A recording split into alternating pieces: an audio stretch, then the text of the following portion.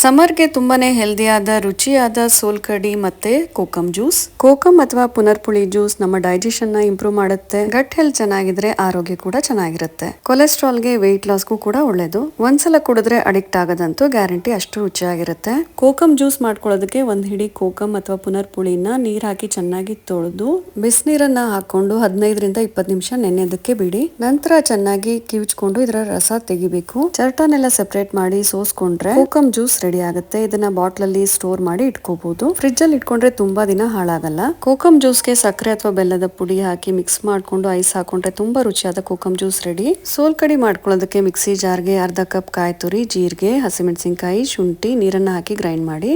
ಈ ತರ 2 ಸಲ ಗ್ರೈಂಡ್ ಮಾಡ್ಕೊಂಡು ಫಿಲ್ಟರ್ ಮಾಡ್ಕೋಬೇಕು. ನಂತರ ಸಿಕ್ಕಿರುವಂತಹ ಕಾಯಿ ಹಾಲ್ಗೆ ಎಷ್ಟು ಬೇಕೋ ಅಷ್ಟು ಕೋಕಮ್ ಜ್ಯೂಸ್ ಆಡ್ ಮಾಡಿ. ಕೋಕಮ್ ಜ್ಯೂಸ್ ತುಂಬಾನೇ ಹುಳಿಯಾಗಿರುತ್ತೆ, ನೋಡಿ ಹಾಕೊಳ್ಳಿ. ರುಚಿಗೆ ಸ್ವಲ್ಪ ಉಪ್ಪು, ಬೇಕಿದ್ರೆ ಐಸ್, ಸ್ವಲ್ಪ ಕೊತ್ತಂಬರಿ ಸೊಪ್ಪನ್ನ ಹಾಕೊಂಡು ಮಿಕ್ಸ್ ಮಾಡ್ಕೊಂಡ್ರೆ ತುಂಬಾನೇ ರುಚಿಯಾದ ಕೋಕಮ್ ಕಡಿ ಅಥವಾ ಸೋಲ್ ಕಡಿ ರೆಡಿ. ತುಂಬಾನೇ ರುಚಿಯಾಗಿರುತ್ತೆ, ಟ್ರೈ ಮಾಡಿ.